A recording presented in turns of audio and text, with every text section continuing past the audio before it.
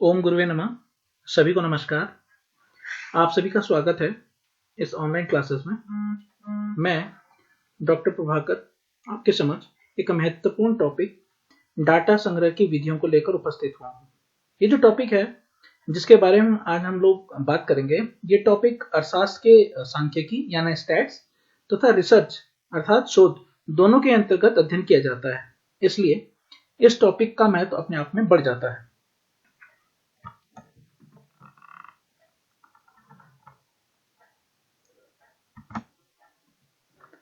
परिचय।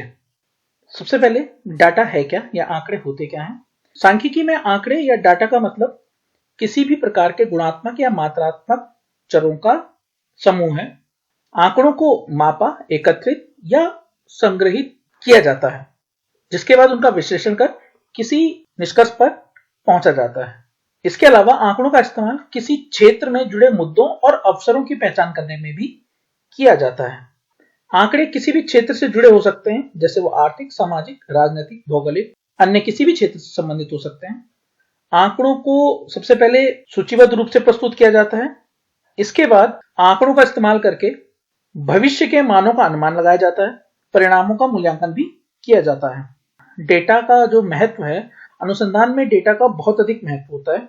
यह शोधकर्ता को रुझानों और संबंधों की पहचान करने में मदद करता है। डाटा के प्रकार या प्रकृति। आंकड़ों की प्रकृति की बात की जाए तो प्रकृति के आधार पर आंकड़े दो प्रकार के होते हैं, गुणात्मक आंकड़े और मात्रात्मक आंकड़े। डाटा को एकत्रित करने की आवश्यकता क्यों होती है? शोधकर्ता अनुसंधान के उद्देश्यों को प्राप्त करने के लिए आंकड़ों को एकत्रित करता है और इन एकत्रित आंकड़ों का विश्लेषण करके किसी एक निश्चित निष्कर्ष पर पहुंचता है। अब आंकड़ों को एकत्रित करने की विधियां क्या हैं? आंकड़ों को एकत्रित करने की विधियों को दो भागों में बांटा जा सकता है। आंकड़े दो प्रकार के होते हैं, एक प्राथमिक आंकड़े और एक द्वितीय आंकड़े। प्राथमिक आंकड़ों को एकत्रित करने की विधियां अलग हैं और द्वितीय आंकड़ों को एकत्रित करने की विधियां भिन्न है। प्राथमिक आंकड़ों को एकत्रित करने की विधियों में जो मुख्य है वो है सर्वेक्षण विधि, साक्षात्कार विधि, अवलोकन विधि और प्रयोग विधि। वहीं द्वितीय आंकड़े जो होते हैं, इनको एकत्रित करने के जो विधियां हैं उनमें पहला है प्रकाशित शोध, दूसरा है अप्रकाशित शोध, तीसरा है सरकारी दस्तावेज और चौथा है निजी दस्तावेज। अब एक एक करके इन विधियों को हम विस्तार से जानेंगे। सबसे पहले सर्वेक्षण विधि। ये प्राथमिक आंकड़ों को एकत्रित करने की सबसे महत्वपूर्ण विधि है।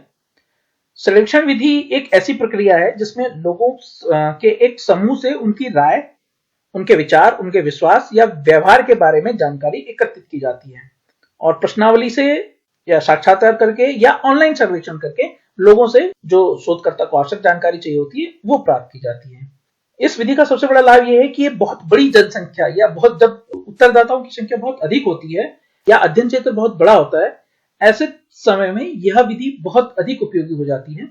इसकी कुछ सीमाएं हैं। पहले तो पूर्वाग्रह और गलत उत्तर। दूसरी विधि है साक्षात्कार विधि। यह एक ऐसी प्रक्रिया है जिसमें एक व्यक्ति दूसरे व्यक्ति से सवाल पूछता है और उनसे जो उत्तर प्राप्त होते हैं उनको अपने शोध में प्रयोग करता है।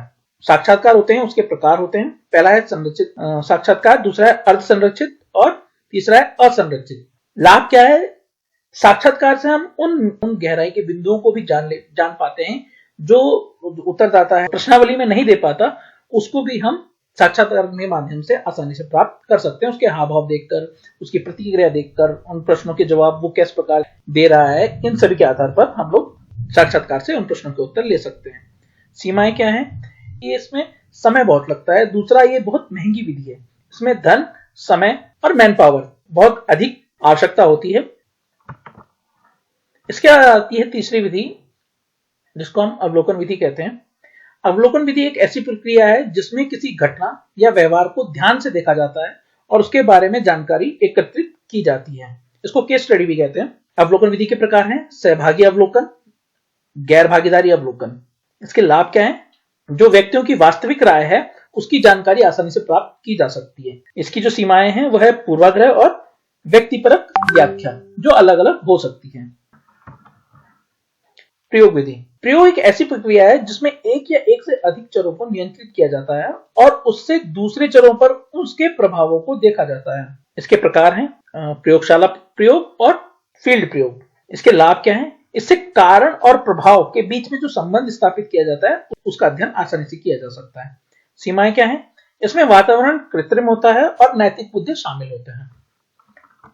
अब आ जाता है द्वितीय आंकड़े, जिसको सेकेंडरी डाटा कहते हैं।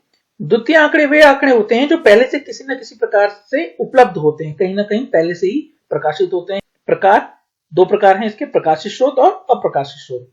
लाभ क्या है? समय कम लगता है, लागत कम लगती है और मैन पावर कम लगती है। हमें ये अप्रत्यक्ष रूप से कहीं ना कहीं से प्राप्त हो जाता है। सीमाएं क्या है? कि इसकी जो गुणवत्ता है और विश्वसनीयता है, इसके बारे में कुछ कहा नहीं जा सकता। जब ये आंकड़े पहली बार लिए गए थे या व्यक्तिगत रूप से लिए गए थे, उस समय की स्थिति और वर्तमान स्थिति में परिवर्तन हो सकता है, इसलिए इसकी जो गुणवत्ता और विश्वसनीयता है वो हमेशा एक जैसी नहीं रहती है। अब आता है कि इन दोनों विधियों में से कौन सी विधि हमें चयन करनी चाहिए, कौन सी विधि उपयुक्त है। तो ये जो विधि चयन की प्रक्रिया है ये पूर्णतः निर्भर करती है 4 बिंदुओं पर। पहला है अनुसंधान का उद्देश्य। अनुसंधान के उद्देश्य के आधार पर ही किसी विधि का चयन किया जा सकता है। दूसरा है उपलब्ध संसाधन। हमारे पास समय कितना है, हमारा बजट कितना है और हमारे पास मैन पावर कितनी है, जनशक्ति कितनी है। इसके आधार पर भी हम लोग इन दोनों में से किसी एक विधि का चयन कर सकते हैं। तीसरा है आंकड़ों के प्रकार। आंकड़े गुणात्मक हैं या मात्रात्मक हैं, इस पर भी निर्भर करता है कि आप कौन सी विधि प्रयोग में लेंगे। और अंतिम है नैतिक मुद्दे। आंकड़ों को एकत्रित करने के दौरान नैतिक मुद्दों पर भी विचार किया जाता है। अतः आप अपने अनुसंधान या शोध के उद्देश्यों के आधार पर, उपलब्ध संसाधनों के आधार पर, आंकड़ों के प्रकार के आधार पर और नैतिक मुद्दों के आधार पर इनमें से किसी एक विधि का चयन कर सकते हैं और उसके आधार पर अपना शोध कर सकते हैं।